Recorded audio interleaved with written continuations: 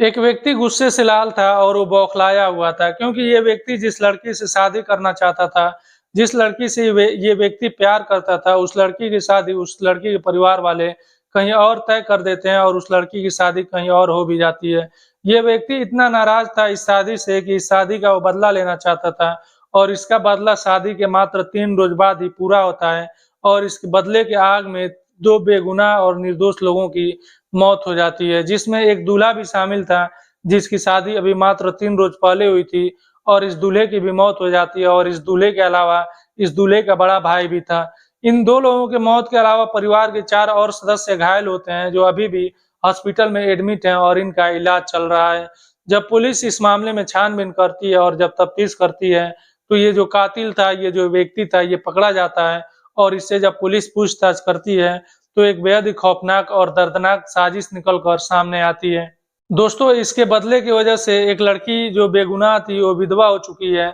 और इसके घर पर उसके परिवार में मातम पसरा हुआ है और सारे लोगों के चेहरे पर मायूसी छाई हुई है। दोस्तों, अगर आप ये कहानी अंत तक सुनेंगे तो आपके पैरों के तले से ज़मीन खिसक जाने वाली है और आप सोचने और समझने पर मजबूर हो जाएँगे कि आखिर कोई व्यक्ति इस तरह का साजिश कैसे रच सकता है। नमस्कार, सलाम, सत श्री अकाल, मैं हूँ मुस्तफ़ा और आपका स्वागत है मेरे चैनल पर। आज जो मैं कहानी सुनाने जा रहा हूँ, ये कहानी छत्तीसगढ़ के कवर्धा जिले से है। कवर्धा जिले में एक थाना लगता है,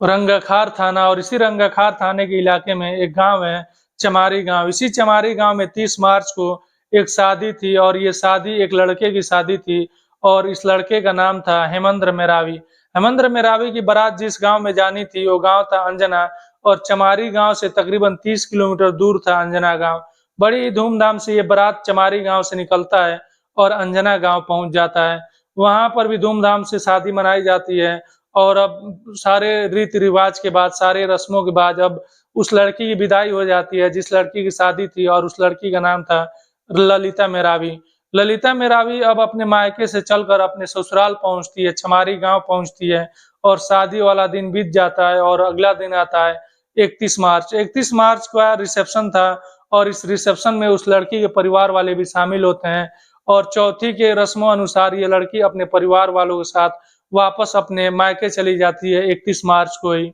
रिसेप्शन वाला दिन भी खत्म होता है और अब जो रिश्तेदार आए हुए थे, जो मेहमान आए हुए थे, अब वो धीरे-धीरे अपने घरों को जाते हैं और जब लगता है परिवार वालों को कि अब भीड़-भाड़ कम हो चुका है और लोग अब कम हो चुके हैं, तो अब जो दहेज में सामान मिला है और जो गिफ्ट मिला है, उसे खोलना चाहिए और उसे देखना चाहिए। 3 अप्रैल का दिन आ जाता है और 3 अप्रैल के दिन एक-एक करके सब सामान को खोला जाता है और देखा जाता है। दहेज के सामान भी देखा जा रहा था और जो गिफ्ट में मिले हुए थे, चाहे वो छोटा गिफ्ट हो या फिर बड़ा गिफ्ट हो, उन सब गिफ्ट को भी खोला जाता है और देखा जा रहा था। तभी परिवार के किसी सदस्य का नज़र एक बड़े से बॉक्स पर पड़ता है, जो दिखने में लग रहा था कि वो एक होम थिएटर है और उस होम थिएटर को बॉक्स को खोला जाता है, तो सच में उसमें से एक होम थिएटर ही निकलता है और जो दूल्हा था जिसकी ये शादी थी, यानी कि हेमेंद्र, वो इस होम थिएटर को लेता है और इसके प्लग को सॉकेट में लगाता है। जैसे ही ये सॉकेट में प्लग लगाता है, वैसे ही ये होम थिएटर फटता है और एक जोरदार धमाका होता है। ये धमाका इतना तेज था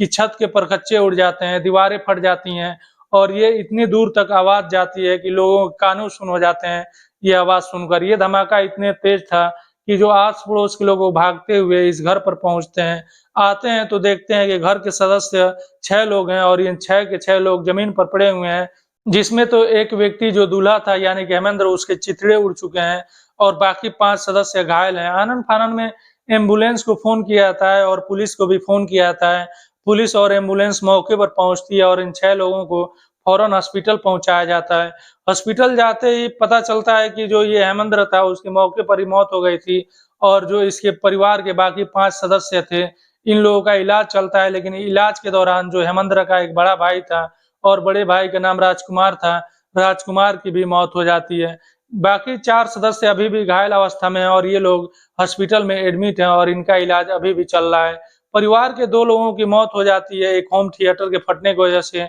जिस परिवार में अभी 3 रोज़ पहले ही शादी थी, खुशियाँ थीं और अभी खुशियाँ ये खत्म भी नहीं हुई थी। अभी लोग खुशी थे और एक-एक करके सामानों को चेक किया जा रहा था। जो दहेज में सामान मिले थे, उनको देखा जा रहा था। लेकिन ये खुशियाँ मातम में बदल चुकी थी अब शादी के मात्र 3 रोज़ बाद ही और परिवार के 2 लोगों की मौत हो चुकी थी और 4 लोग घायल हो चुके थे। उधर वो लड़की भी विधवा हो चुकी थी, जिस लड़की की शादी अभी मात्र 3 रोज़ पहले हुई थी और उसके परिवार में भी मातम पसरा हुआ था और सारे लोगों के चेहरे पर मायूसी छाई हुई थी। पुलिस इस मामले में तफ्तीश करती है और छानबीन करती है। पुलिस तो यही मानकर चल रही थी कि ये नक्सलियों का काम है, क्योंकि ये जो एरिया पड़ता है ये नक्सलाइट एरिया है और यही पुलिस मानकर चल रही थी कि ये जो होम थिएटर मिला था, ये कोई नक्सली का ही काम है और उसी ने ही ये गिफ्ट में लाकर रख दिया होगा और परिवार वालों ने जब इसको ऑन किया तो ये धमाका हो गया। लेकिन जो पुलिस की सोच थी और जो समझ थी वो गलत निकलती है, क्योंकि नक्सलियों के बारे में पुलिस को कोई सुराग नहीं मिलता है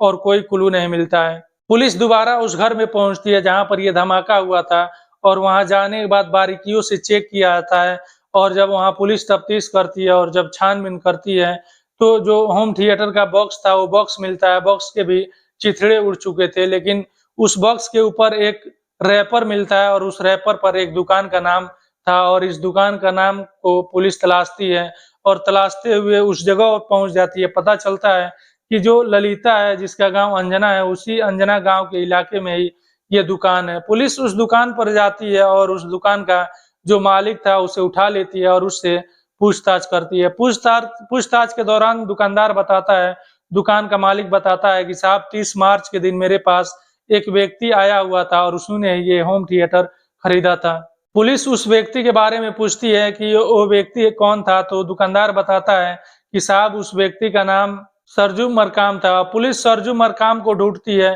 तो सरजू मरकाम उसी अंजना गांव से ही मिल जाता है, क्योंकि वो भी वहीं का रहने वाला था। पुलिस सरजू को उठाती है, थाने लाती है और उससे पूछताछ करती है। पूछताछ के दौरान जो सरजू था वो पुलिस को गुमराह करने की कोशिश करता है और पुलिस को भटकाने की कोशिश करता है, लेकिन जब पुलिस सख्त होती है तो सरजू टूट जाता है और जो पूरी सच्चाई थी वो पुलिस के सामने बयान कर देता है। सरजू बताता है कि साहब मैं ललिता से प्यार करता था और उससे शादी करना चाहता था, लेकिन जो ललिता के परिवार वाले थे उसकी शादी कहीं और तय कर देते हैं और 30 मार्च के दिन उसकी शादी हो भी जाती है। मैं इस चीज से काफी खफा था और काफी नाराज था और मैं इस चीज का बदला लेना चाहता था। सबसे पहले तो मैं दुकान गया और दुकान से एक होम थिएटर खरीदा और होम थिएटर खरीदने के बाद उसके अंदर मैं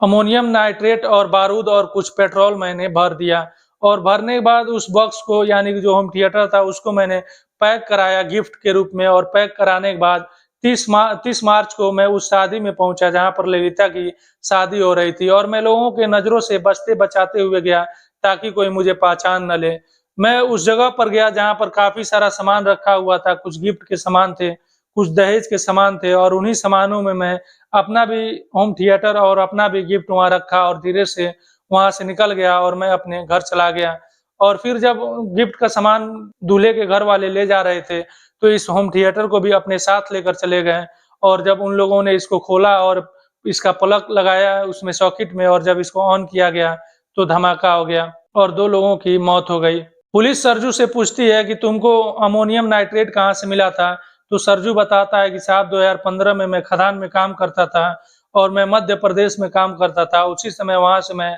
अमोनियम नाइट्रेट चुरा कर लाया था। दोस्तों ये थी कहानी जिसमें 2 निर्दोष लोगों की मौत हो गई और ये वो व्यक्ति था जो उस लड़की से प्यार करता था और उसके प्यार में इतना पागल था कि ये एक बम तैयार करता है और उसके लिए ये होम थिएटर खरीदता है और उस होम थिएटर में ये बम तैयार करता है और बम तैयार करने के बाद इसका गिफ्ट का रूप देता है इस होम थिएटर को और गिफ्ट का रूप देने के बाद इसको पैक करने के बाद ले जाकर उस जगह पर रखता है जहां पर काफी सारे गिफ्ट रखे हुए थे। इधर लड़के के परिवार वाले इस चीज से अनजान उस गिफ्ट को खोलते हैं और उसे जब ऑन करते हैं तो एक जोरदार धमाका होता है और जिस घर में खुशियां पसरी हुई थी उस घर में मातम पसरते समय नहीं लगता है और 2 लोगों की मौत हो जाती है और 4 सदस्य घायल हो जाते हैं। दोस्तों ये थी आज की कहानी। आपका इस कहानी के बारे में क्या राय है कमेंट बॉक्स में दे सकते हैं और आपसे रिक्वेस्ट है कि मेरा वीडियो लाइक कीजिए और चैनल को सब्सक्राइब करना मत भूलिएगा।